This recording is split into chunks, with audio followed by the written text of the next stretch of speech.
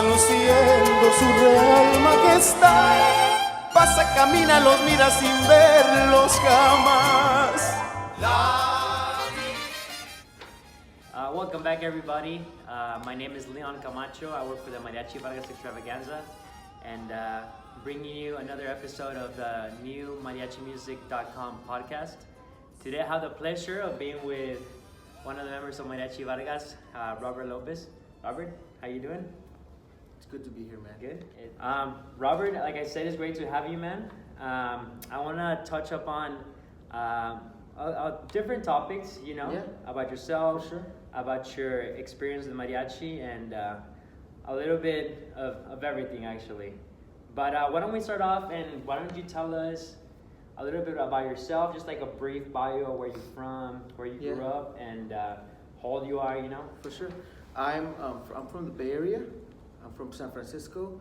My dad started with mariachi in the 70s in Los Angeles, and then he moved to San Jose, where he kept, he brought his mariachi, and long story, he just kept, being el jefe, the boss, the main guy. And when I was about 6 years old is when he introduced me to the violin, and 6 years old. Yeah. And hold on, by the way, so you're from California. Mhm. Are you a Raiders fan? Yes. Raiders fan. Yes, sir. Okay. Yes, Okay. sir. I don't know if we can be friends, man, but Hey. no worries, man. So you're saying you're 6 years old, violin? Yeah, he introduced me to the violin, and my dad's a teacher. He's Mariachi? He's a teacher, but he's a really good teacher. So he always he took, he just, I think we just picked it up immediately. Gotcha. It was like everything that he was teaching us day by day, and he always made singing as important as reading and all of the basics that he was teaching us. So, Gotcha. so yeah, that Cool. was. How old are you, Robert? I'm 36 years old. 36. You don't look 36, man. Like Thank you you. you look young. I don't know if the camera can see it, but you look like you're in your 20s, man. Thank you. So your dad's as a mariachi musician as Mhm. well. From what the research I've done about you, not only is your dad a musician, but you have a big music, a lot of music in your family. Like Yeah. your sister is also a mariachi musician. Very talented. You have a brother? I have two brothers, an older brother and a younger brother. They're both very talented, versatile musicians. My younger brother, he's a full-time musician in LA. My older brother, he's pursuing something else. Okay. For the moment, but he's a really gifted trumpet player, vihuela, Also mariachi. Also Your mariachi. younger brother also mariachi? Mariachi, yes. Mariachi, violinist, vihuelista, guitarrón. Everything. Yeah, really, just. Got you. And your Yeah. sister, My sister, she's a violinist and a singer. she's really what's good. your sister's name? Jasmine López. Jasmine López. And she, from what I understand, she played in Mariachi Divas. She was in Mariachi Divas for a long time. Yeah, she was in Mariachi. She got out. She's pursuing her own thing. She's doing her solo career, but she's also performing with another group that they put together called Mariachi Las Catrinas. Okay. And they've been Yeah. really busy the whole summer. Everything, they've been really busy, and they're just Shout out, yeah. really nice group. Cool. Yeah. Who's, okay, maybe your brothers and sister will have a different opinion, but who is the better vocalist out of the bunch? Oh man. You're gonna Me? No, yeah, I mean, you have a great voice. I I'm not gonna lie about that. I think we, as like you said, like as siblings, like we. Was there rivalry growing up? No, not at all. Not at all. Okay. Never. I think my sister, she just kind of took what we all do. took it to like another level, and she has this. It's simple for her to interpret and just do whatever she wants with her voice. So I really have to give it to her. Like she wins this one. There you have it on tape. Jasmine. So let's talk about a little of all the different groups that you played with, because from what I know, you pretty much played with like the top groups in mariachi today. You've been part of Sol de Mexico and Mariachi Los Camperos, and you're now with Mariachi Vargas. So any other groups that I left out? I participated for a little while with Mariachi Internacional de Mexico. Okay, another big one. Yeah, I got to work with them for a few months, and yeah, it's amazing experience. Just can you let us know a little bit about like the dynamics between groups, like, and maybe you don't have to say names, but where being part of different groups like maybe harder on you, or was there some groups that you were just like, man, this group is just not, we're not going well together. Tell us about the difference between playing and because it's 4 different professional top groups. Right. I'm sure they all work different dynamics and whatnot. Can you elaborate on that? I've always seen it as like when you're a professional musician, like so many that I know that it kind of, the way I would explain it is like you're made out of clay instead of made out of rock, you know, like you could adapt, you could mold yourself into this new style, like you were here and now you're here, so all you have to do is just adapt and embrace, and that's exactly what I did. Like every group that I just enjoyed it so much. There's so much. You wouldn't say there was a group where like you were having like a hard time, or like no, you enjoyed your time with everybody. Yeah, absolutely. I just embraced it, and just there has to be a difference. You know, there has to be different styles, or else the world would be boring. You know, we have to have different styles, and I think Camperos, Sol de Mexico, it's so different, but the quality is there. Yeah. It's just a difference in the way that you perform, and I love it. I really, really loved it, and I embraced it. Great, man. So now you've been in Mariachi Vargas for about, I want to say 2, maybe going on 3 years? Almost, yeah, going on 3 years. Going on 3 years.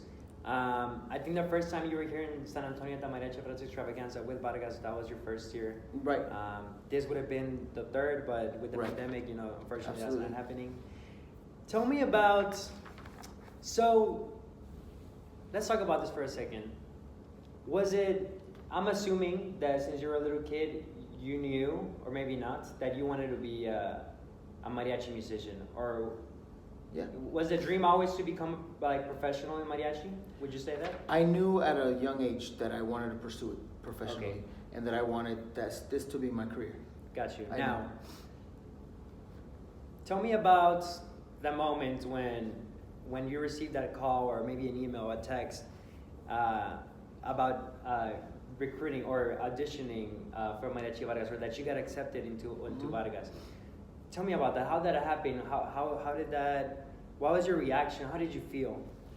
Well, at that time, it was around the time that I was working in Pancho Villas. Wait, can you tell to the audience that maybe doesn't know what Pancho Villas is? Mariachi Internacional de México es un mariachi muy reconocido. Tienen, I don't even know, yo ni, más de una docena de discos.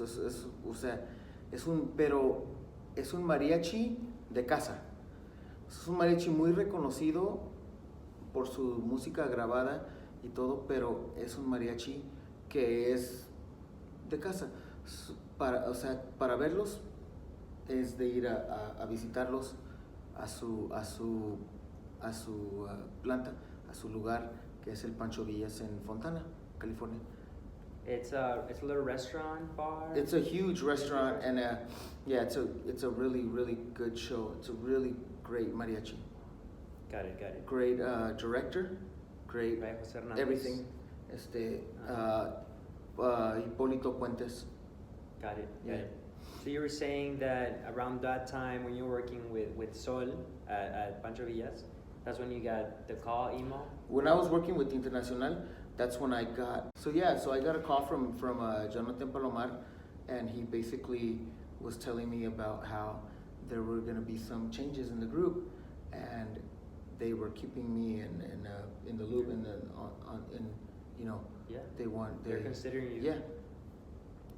So fine, it's not a big deal. It's like, Right. fine, that's fine. No, it's not a big You deal don't know. at all, Well, we don't know how Mariachi long. Vargas, We you don't know. know how long it's gonna be. Right. Could be a few years. So You're right. whatever. But then all of a sudden, it's a couple of months later, and it's New Year's, and then he calls me again. He goes, "Hey, guess what? It's now. Like, we need you now. Okay. Something happened, and we're gonna be on tour with Luis Miguel, and with this and that happening, and we need somebody now. So, what do you say?" And I mean, at that point, to be honest, I was looking for a change in my life. So it came basically perfect. Perfect. It was Yeah, timing was great. Was there any type of audition or Well, how does that work? Like, before you officially join the group, do you have to play for Carlos or for Mr. Ruben Fuentes, or how does that work? yeah. So basically, the invitation was to come and rehearse with them. Okay, the Like, rehearsal. let's check it out. Test Let's you check you out. out. Yeah. Yeah, but also, Mr. Fuentes came by, and I sang for him, and he gets to see and Is it intimidating?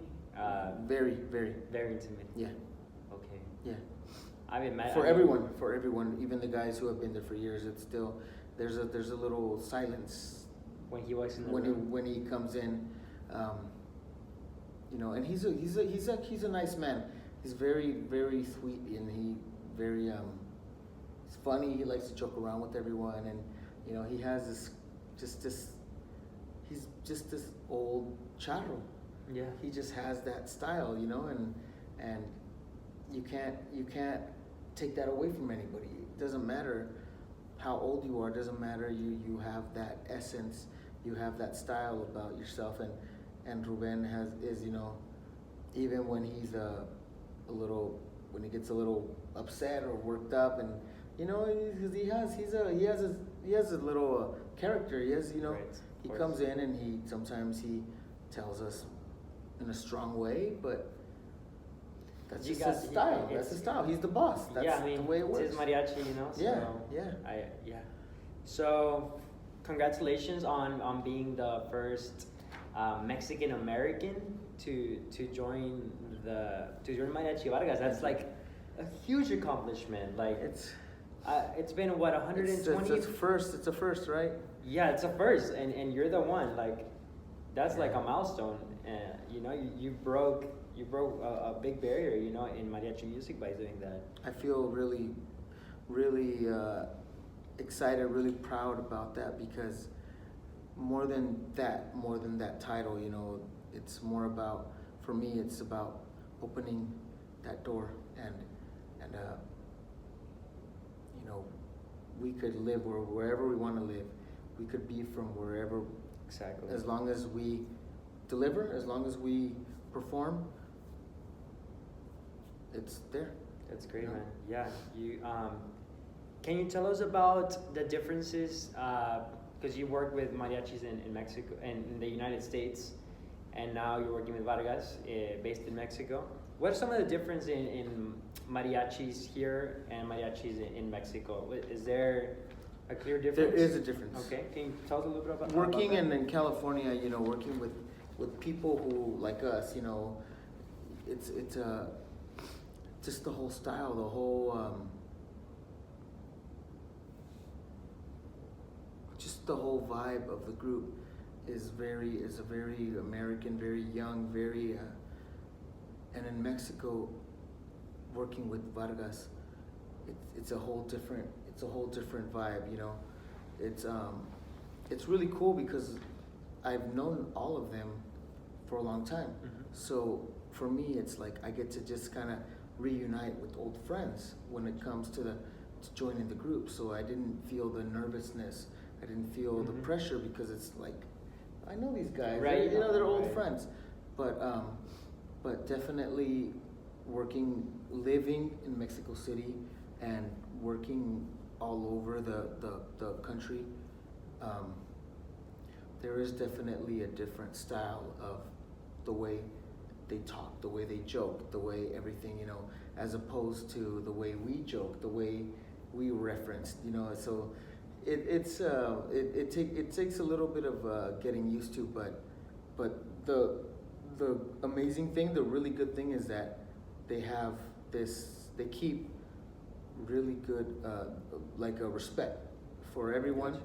From myself, they've never made me feel different. They've never made me feel like I don't belong or like I'm not one of them. Contrary, they accept me and they treat me amazing, part of the family, and they just embrace me as one of them, and that has been probably the biggest accomplishment, or like the one of the things that just means the most. Great. Yeah, I was about to ask you if being I'm sure that there was a talk at some point between like the Vargas administration about, like, hey, like we want Robert, but he's Mexican American. Mm-hmm. We've always had purely Mexican players in the group. So that's fantastic that there was like you felt comfortable in the group, Yeah. and they accepted you. So I'm happy to hear that. Why would you say you lived in Mexico for a bit while with I Vargas? was staying over there for a while. Yeah. Why would you say like it's like the biggest cultural what's the biggest cultural difference you had to adapt to being over there and being now surrounded with Mexican people? It has to be just the way we get along, Okay. the way that they are, like the way they speak, the way that they interact, Interactions. like to just fit in with that. Sometimes in the beginning, or maybe even now, there's been times where I have felt like I don't fit in. I don't fit in Okay. completely in their whole social interaction.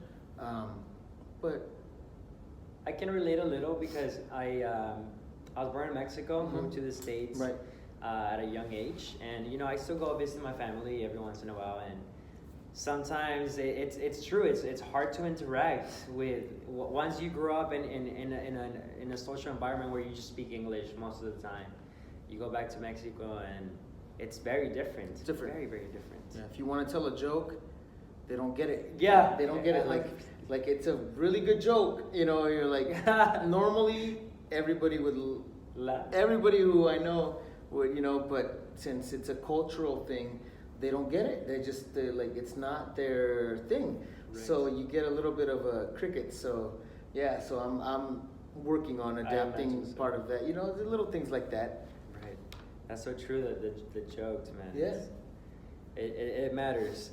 Now I wanna go back a little bit to talking about your time in Sol, because you got the opportunity to perform a duo, I believe, with one of the biggest pop artists of this generation. I'm talking about Lady Gaga. You were on stage with her, singing with her at her birthday party, if I'm not It was mistaken. a surprise birthday party. For her. Yeah. Can you tell us about And that? we didn't know. Yeah, we didn't know it was actually gonna be for her. It was just it was a secret. Learn these songs and don't tell anybody. And we finished playing at the Cielito Lindo, and then like we're gonna go, and that's when we found out we're gonna go play for a surprise party. Nobody say anything. Okay, Wait. so you're at Cielito Lindo, and then they tell you we're gonna go to a surprise It was a birthday party. Sunday night. But they didn't tell you who. No. Okay, who was the one that told you? Was it Jose Hernandez? Like, hey guys, Uh-huh. we're good. Okay. Mhm. Yeah, that night, yeah, that's when we pretty much found out what's going on, and we had already rehearsed the songs. Yeah. We're gonna sing some songs in English, and yeah, so we showed up at this bar downtown, and it was super like top secret. Okay. Nobody knew. There was no press, no nothing. It was very and yeah, she shows up with her close friends, with people, and then we come down. We come up from the downstairs, playing Las Mañanitas, and it was cool. She cried, and then we started playing those songs, and she just comes up and starts singing with us. So yeah, it was definitely. I mean, I can't imagine how. Even when you guys come to San Antonio and I get a chance to talk to you guys, I'm like starstruck. Just with Mariachi Vargas and anyone that knows about mariachi would too. You guys are the best of the best. And Lady Gaga, being a world icon, like I don't know how I would react if she was even in the same room with me. And yeah, I was trying to sing her song, and then she comes and just grabs the mic, starts just her voice. You remember what song it was? Or? Yeah, it was Born This Way. Mariachi style. Right when it was a new song, right? Right. It was like a new thing, and we learned it. I had my little paper. So you guys learned the song, but you never knew that you were gonna perform it for her. Jose just called me and said, "Hey, learn this song. We have something coming up." I didn't think we're gonna play for her, or it didn't even. I was like, okay, some clients, I don't know, whatever. So yeah, I practiced it for like 2 days, and I still had my little paper, and you could see on the video that I have my little paper, and she kind of takes it away, and she takes, and then it was fun, it was cool, it actually worked out. It was a cool little experience. That's fantastic, man. I'm happy that you got the opportunity it was to do that. Have you ever sang with or done any of something similar with other like big famous people? That you can remember?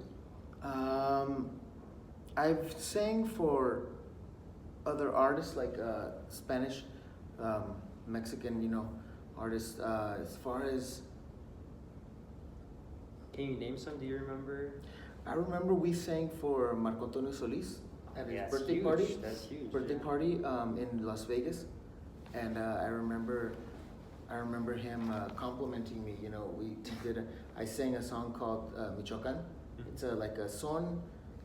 I sang it for him because he's from Michoacan, and then he's like, "Hey, cantas bien." He made a really cool, like a little compliment, and then we performed one time in Las Cruces when Ana Barbara was there. We sang a trio with Sol de Mexico. It was Mi Último Fracaso,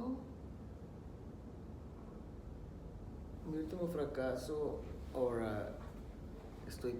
Mi Último Fracaso, and she was like, "Oye, mijo, cantas bruto." She like, it was a really cool little comment. So yeah, those are a couple of things that I hold dearly. That's great, man. I want to go back and talk about one more person in your family. Can you tell us about your cousin and Absolutely. Suicide Silence, if I'm not mistaken? Yeah. Can you tell us? Yeah. Can you let the audience know about this other person in your family? I'm gonna brag about him because he brags about me.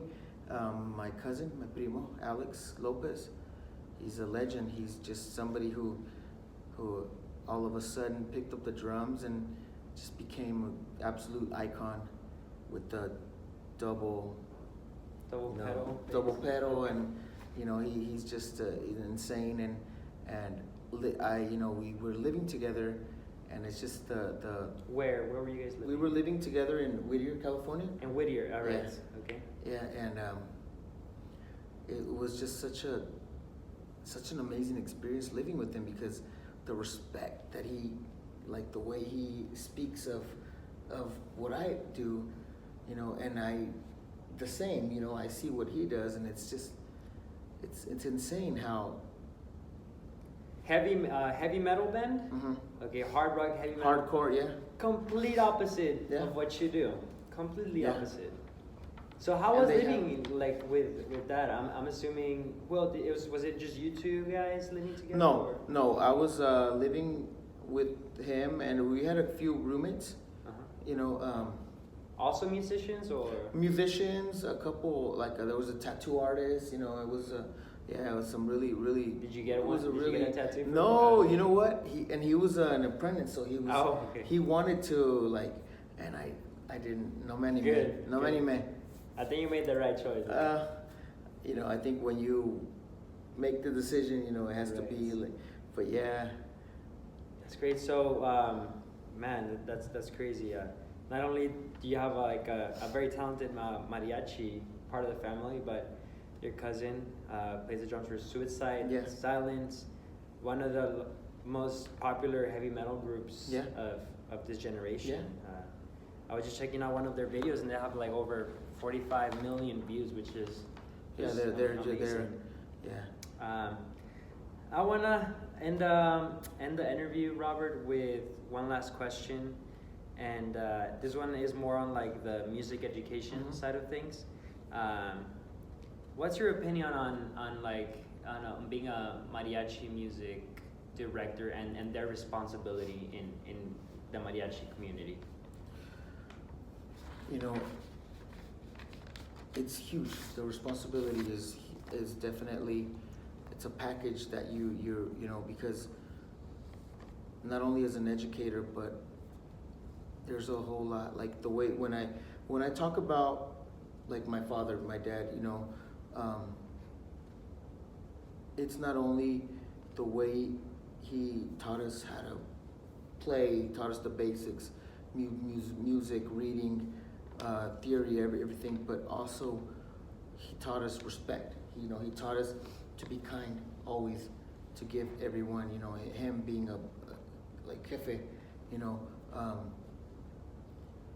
always maintain that respect between the client, between the musicians. Don't cross that line, you know, just kind of always just, you know, keep yourself at that level. A lot of times, the kids, they just love it so much that they just start to adopt certain characteristics about people they look up to, people they admire. You know, so we have to be responsible as well with our own energy, with our own, you know. But as far as being a director, a teacher, sometimes the kids they're picking up things that They shouldn't, maybe they shouldn't. Yeah. Gotcha. So I think it's our responsibility to keep the peace and keep the respect. You know. Got you. Thanks for this interview, Robert. I think I had a great conversation with you today. Where can we find you on social media? Are you on Instagram, Twitter? Yeah, I'm on Instagram. I'm Rob López 07. Rob López 07 on Instagram? Yeah. Sounds good. Yeah. Anything else you want to say to our audience before we leave? I'm just, it's important to keep the love for mariachi and keep these kids interested, keep these kids loving it, and just singing is a big part of it, you know. A lot of people don't speak up about it, but singing is a big important part of what we do, as much as playing, and you know. So yeah, just keep on the music alive. Yeah. Sounds good. Robert, it was a pleasure. Thank you all so much for watching. No conoce el amor, altanera, preciosa y orgullosa, no permite.